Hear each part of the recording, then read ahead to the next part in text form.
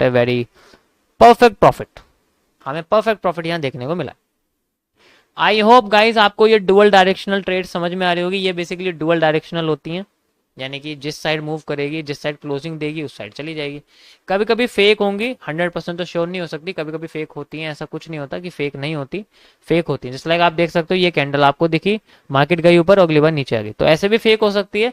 ध्यान रखना है कि आप किसी बॉटम के टॉप, बॉटम पे तो नहीं हो, बस आपको ये ध्यान रखना कि कोई बॉटम पे तो नहीं हो आप। अगर आप बॉटम पे होगे तो आप पक्का लॉस करोगे, या टॉप पे होगे तो पक्का लॉस करोगे। कोशिश करना कि आप टॉप बॉटम पे ना हो।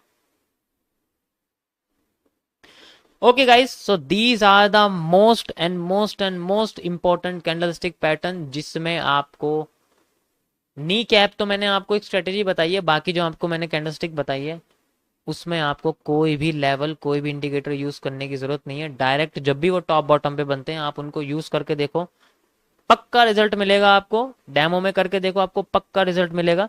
अगर नहीं मिलेगा तो दोबारा करके देखो, फिर मिलेगा। अगर उसके बाद भी नहीं मिलेगा फिर भी करके देखो, लेकिन करो।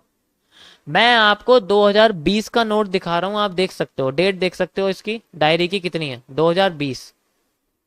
ठीक है, 2020 का मई का टाइम है ये। 4 साल हो गए हैं स्ट्रेटेजी को बनाए हुए, तो आप समझ सकते हो कितनी पुरानी है ये। उस टाइम पे मैंने ये डिस्कवर करी थी अपने खुद से बना के, और मैं आज भी इसको यूज कर रहा हूँ। इसका मतलब आज आपको बता रहा हूँ, इसका मतलब यूज तो कर ही रहा हूँ मैं। इसका मतलब समझो, ये बहुत इंपॉर्टेंट है। इसी तरीके से जो इतनी मैंने आपको यहाँ डायग्राम बना के दिखाई है, ये भी बहुत इंपॉर्टेंट है। ओके, सो इनका आप यूज करिए, समझिए क्योंकि अभी तक मैंने आपको पीडीएफ में नहीं समझा सकता। जो पहले से है उसको अगर मैं समझा दूंगा तो कोई फायदा नहीं है। जो नहीं है गूगल पर, जो इंटरनेट पर नहीं है, उसे समझाने में थोड़ा मजा आएगा ना, ये चीज।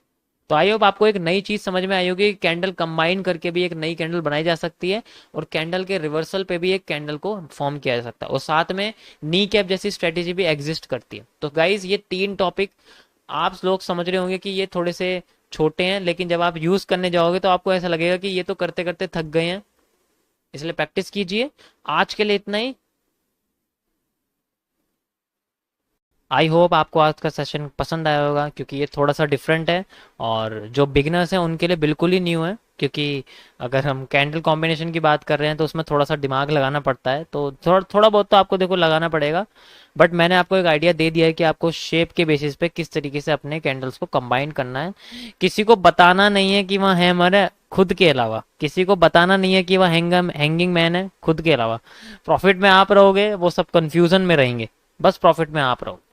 और ये सब डिपेंड करता है कि कितनी प्रैक्टिस आप लोग अपने ग्राफ पे करते हैं और कितनी नहीं करते।